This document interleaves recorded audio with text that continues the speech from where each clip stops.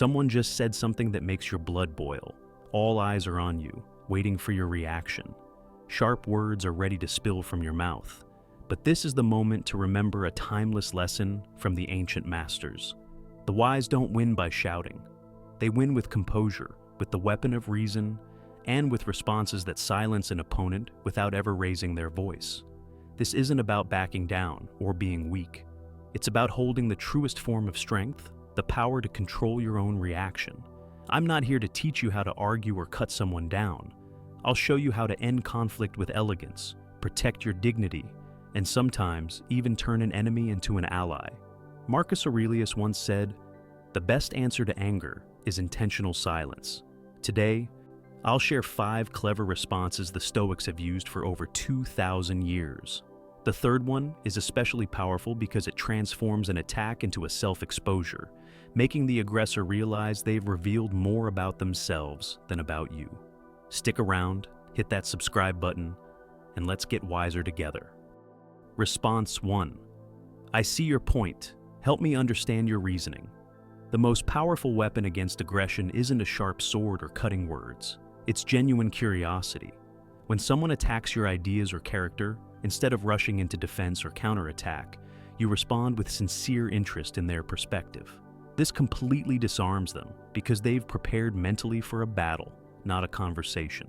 I remember a tense team meeting from a few years ago. We were discussing a project proposal that I had spent weeks researching and developing. In the middle of my presentation, a colleague suddenly interrupted and declared, "You're completely out of touch with reality on this proposal. It's clear you don't understand anything about the current market." My blood immediately boiled. I could feel my face heating up, and my first natural reaction was to defend my work, to list all the research I'd done, all the experts I'd consulted. But instead, I took a deep breath and said, "I see your point, David. Can you help me understand your reasoning? Which specific aspects seem unrealistic to you?" The room suddenly went quiet. All eyes turned to David, waiting for his answer. And then something interesting happened. He started stumbling. Generally speaking, he fumbled around looking for specific reasons and couldn't find any. Eventually, he admitted that he hadn't read through the entire proposal carefully and was just reacting based on gut feeling. This response has power because it forces them to shift from emotional reaction to logical explanation. Most people who attack with words can't actually defend their position when pressed for specific details. They can throw around vague accusations like unrealistic, naive, or uninformed. But when you ask them to explain specifically, they often discover they don't have anything substantial to say. This is exactly what Socrates, whom the Stoic philosophers deeply admired, had mastered. He said, "The only true wisdom is knowing you know nothing." This response embodies that humility. You acknowledge that perhaps you've missed something and genuinely want to learn, but at the same time, it also gently exposes the lack of knowledge in others without being aggressive. What's brilliant about this method is that it transforms you from a target into the person leading the conversation. Instead of being pushed into a defensive position, you've taken control by asking questions. Now they have to prove their point instead of you having to defend yours. The psychology behind this is fascinating. When people make attacking statements, they're often operating from emotion rather than logic. They haven't thought through their criticism carefully. They're just reacting. By asking for their reasoning, you're forcing them to engage their rational mind. And often they realize their attack was unfounded. Use this response when someone makes vague accusations or criticism. It's extremely important that your tone be genuine. You're not being sarcastic at all. You truly want to understand. If your tone sounds challenging or condescending, this method will backfire. Instead, speak with the genuine curiosity of someone who wants to learn. This method is particularly effective with people who love to criticize but hate having to explain themselves, those who throw out quick judgments without solid foundation. It's also powerful in group settings because everyone witnesses the person either provide substantive reasoning or reveal that they were just being difficult. The beauty is that you maintain your dignity while giving them an opportunity to either contribute meaningfully or expose their own lack of substance. You're not attacking them back. You're simply asking them to support their attack with facts. But sometimes, after you ask them to explain, you discover that they actually do have a valid point. They might present compelling reasons and legitimate concerns. That's exactly when our second response becomes essential. Response 2. You're absolutely right, and here's what I'm going to do about it. Sometimes the fastest way to win is to surrender strategically. When someone points out a legitimate flaw or mistake, instead of making excuses or getting defensive, you immediately acknowledge it and announce your plan to fix it. This removes all their ammunition and transforms the entire dynamic of the conversation. This happened to me during a client meeting that I'll never forget. We had been working with this particular client for about 6 months, and they had noticed a pattern they weren't happy with. Right in front of the entire team, the client said, "Your team has missed the deadline again. This is becoming a serious pattern, and frankly, it's affecting our confidence in your ability to deliver." I could feel the tension in the room. My team was looking at me, probably expecting me to explain all the valid reasons why we'd been delayed. The scope changes, the technical challenges, the resource constraints. And honestly, we did have legitimate reasons, but instead of going down that path, I looked directly at the client and said, "You're absolutely right, and here's what I'm going to do about it. I'm implementing a new project tracking system this week that will give us better visibility into potential delays. I'll also be sending you weekly progress updates every Friday so you'll never be surprised again.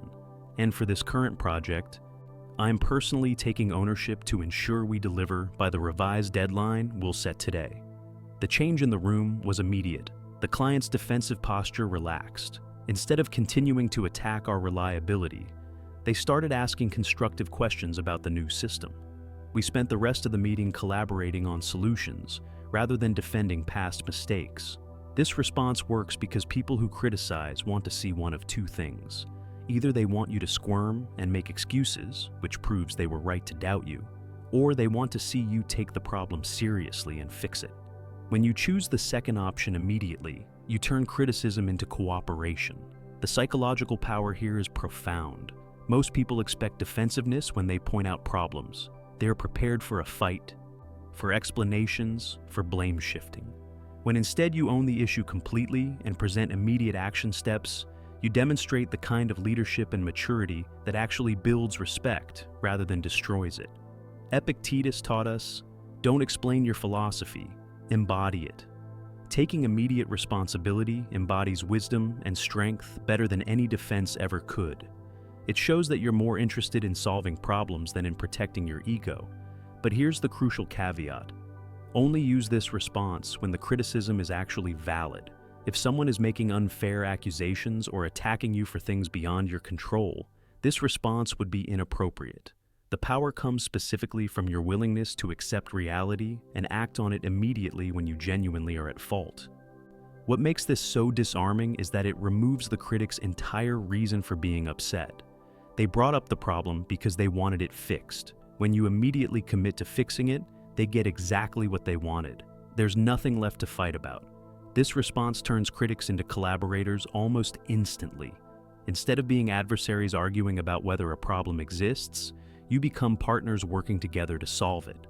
The person who is criticizing you often becomes your biggest supporter because you've shown that you listen and take action. But not all attacks are based on legitimate concerns. Some people just want to provoke you for the sake of provocation. And that requires a completely different approach, which brings us to our third response. Response 3. That's an interesting perspective. What made you think of it? The most elegant way to silence someone is to let them reveal themselves. When someone makes a provocative or insulting comment, you respond with calm curiosity about their motivation. This forces them to either admit they're being unreasonable or dig themselves deeper into an indefensible position. I witnessed this masterfully executed at a dinner party last year. A friend of mine, let's call her Rachel, is a freelance graphic designer who's built a successful business over the past decade. During the evening, someone she'd just met made a snide comment. Freelancing must be nice, basically getting paid to play around on a computer all day without any real responsibility. The comment was clearly meant to provoke. Everyone at the table felt the sting of it. Rachel could have gotten defensive, could have listed her credentials, her client list, the long hours she works. Instead, she smiled genuinely and said, "That's an interesting perspective. What made you think of that?" The man stammered for a moment, clearly not expecting that response. "Well, it seems like..." He struggled to find words that didn't make him sound petty or ignorant. Finally, he admitted, "I guess I don't really know what freelance design work involves." The entire table witnessed him reveal his own ignorance and prejudice. This response is brilliant because it appears genuinely interested, while actually exposing the speaker's lack of substance or hidden motivations. They thought they were attacking you, but they end up attacking themselves. You've given them enough rope, and they've used it exactly as you knew they would. The beauty lies in its apparent innocence. You're not being sarcastic or confrontational. You sound like someone who's genuinely curious about how they formed their opinion. But psychologically, you're forcing them to examine and explain their thought process. And most provocative comments can't survive that kind of scrutiny. Marcus Aurelius wrote, "The best revenge is not to be like your enemy." This response embodies that perfectly. While they're trying to bring you down to their level of pettiness, you remain composed, curious, and dignified. The contrast becomes obvious to everyone watching. The key to this response is your tone. You must sound genuinely curious, not sarcastic. Let their words, not your attitude, do the work of exposing them. If you deliver this with even a hint of mockery, it becomes an attack rather than an invitation for them to reflect. This is particularly effective with people who make assumptions or judgments without facts, who speak from prejudice rather than knowledge. It's also powerful because it works in any setting. Professional environments, social gatherings, even family dinners where someone makes an inappropriate comment. What happens next is usually one of two things. Either they realize they've been unfair and apologize, or they double down and make themselves look even worse. Either way, you win without fighting. The person making the provocative comment usually hasn't thought through why they said what they said. They're operating from emotion, assumption, or some unexamined bias. When you ask them to trace their reasoning, they often discover they don't have any real basis for their attack. Sometimes, though, you'll encounter someone who won't be deterred by logic, curiosity, or even their own obvious lack of reasoning. They're determined to be difficult, regardless of how gracefully you respond. That's when you need our fourth response. Response 4. I appreciate you sharing that with me. Nothing disarms hostility quite like unexpected gratitude. When faced with insults, complaints, or harsh criticism, you respond with sincere appreciation for their honesty. This completely changes the dynamic from confrontation to conversation, often leaving the other person confused about whether they should continue being aggressive. This approach saved what could have been a nightmare situation with my neighbor about 2 years ago. I had recently adopted a rescue dog, and apparently he was barking during the early morning hours while I was at work. I had no idea this was happening until my neighbor confronted me one evening. He stormed over to my front yard while I was getting my mail and shouted, "Your dog is driving the whole neighborhood crazy. He barks nonstop from 6 in the morning until you get home. It's completely inconsiderate, and frankly, some of us are thinking about calling animal control." My first instinct was to get defensive. I wanted to explain that I'd just adopted the dog, that I was working on the problem, that he could have approached me more civilly. But instead, I took a breath and said, "I really appreciate you sharing that with me. I had no idea this was happening, and I'm genuinely glad you felt comfortable enough to tell me directly rather than just letting the frustration build up." The change in his demeanor was immediate and dramatic. His shoulders relaxed, his voice softened, and suddenly we weren't adversaries anymore. We were two neighbors trying to solve a problem together. He started offering suggestions about dog training, told me about his own experiences with pets, and even recommended a local trainer who had helped his sister. What started as an angry confrontation ended with us exchanging phone numbers so he could text me if the barking happened again. This response works because people expect defensiveness or counterattack when they approach you with complaints. They've often rehearsed the conversation in their head, preparing for you to make excuses or attack them back. When you respond with gratitude instead, you completely derail their prepared script and force them to shift into a more collaborative mindset. The psychological principle here is profound. When someone criticizes you aggressively, they're usually feeling frustrated or powerless about something. By thanking them for their honesty, you're acknowledging their feelings and treating them as someone whose opinion matters. This transforms them from an adversary into someone who's helping you improve. Seneca taught us, "Every new beginning comes from some other beginning's end." This response ends the conflict and begins cooperation. It demonstrates that you're secure enough in yourself to receive feedback without becoming defensive, even when it's delivered poorly. The key is recognizing the difference between someone who's genuinely trying to help, even if they're doing it rudely, and someone who's just trying to hurt you. This response works best when the person actually has a legitimate concern, but is expressing it in an aggressive or inconsiderate way. Your gratitude acknowledges their good intention while completely ignoring their poor delivery. What's remarkable is how this response often brings out the best in people. When you treat someone as reasonable and well-intentioned, they often rise to meet that expectation. The neighbor who was shouting at me about my dog became one of my most helpful allies in solving the problem. You'll be amazed how quickly people's tone changes when they feel heard and appreciated, rather than attacked or dismissed. It's the difference between making an enemy and making an ally over the exact same issue. But what about those situations where nothing you say seems to matter? Where someone is determined to be difficult, regardless of how gracefully you respond? That's where our final response proves most powerful of all. Response 5, silent pause. Thank you for that insight. Sometimes the most powerful response is the one that follows silence. When someone says something particularly outrageous or hurtful, you pause for a few seconds, make eye contact, and then calmly say, "Thank you for that insight." The pause does most of the work. It forces everyone to really hear what was just said, while your gracious response highlights the stark contrast between their behavior and yours. I'll never forget when this response saved my reputation during a business presentation about 3 years ago.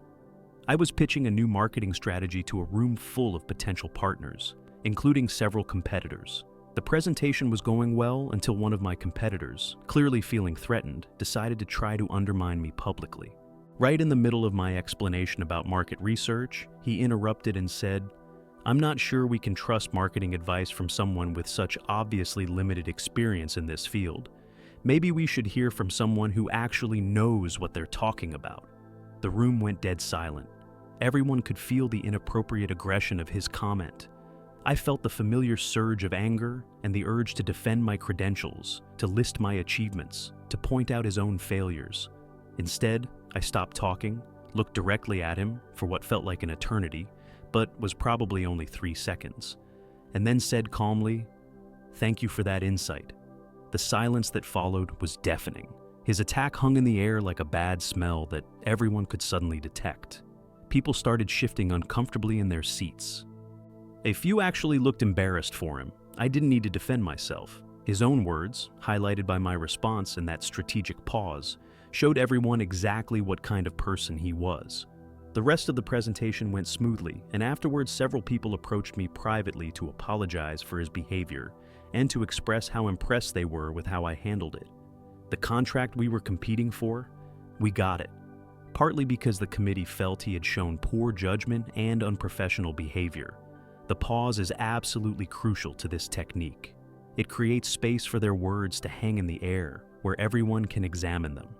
During those few seconds of silence, people have time to process what was actually said and recognize how inappropriate it was.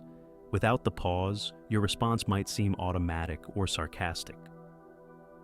With it, you demonstrate complete emotional control. Your calm response should sound genuinely appreciative, not sarcastic.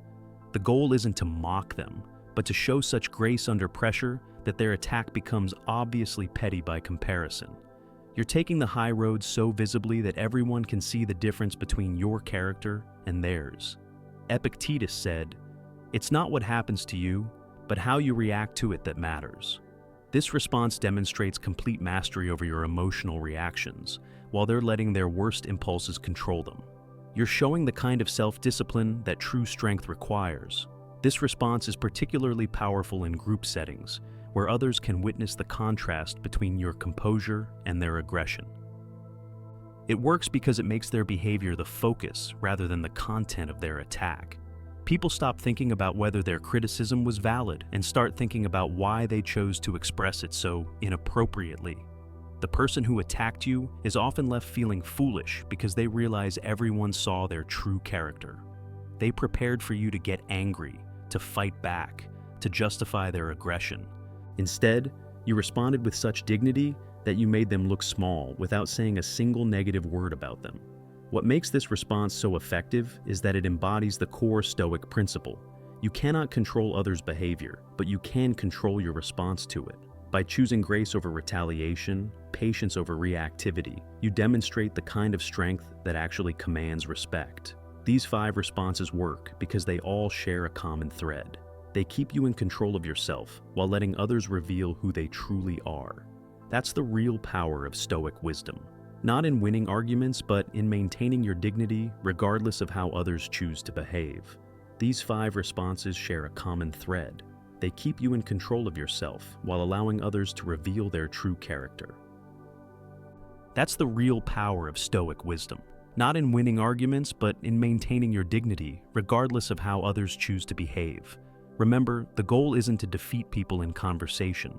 It's to preserve your peace of mind and create meaningful dialogue whenever possible. When you respond with wisdom instead of emotion, you don't just win the argument, you earn respect and often transform conflict into cooperation. The ancient Stoics understood that our reactions define us more than what happens to us. These responses prove that strength isn't about having the loudest voice or the sharpest comeback. True strength lies in choosing grace under pressure. If this video helped you feel more confident in challenging conversations, please like it to share this wisdom with others who need it. Subscribe to Stoic Training to continue building the mental discipline that leads to genuine respect and inner peace. Your responses reveal your character. Choose wisely.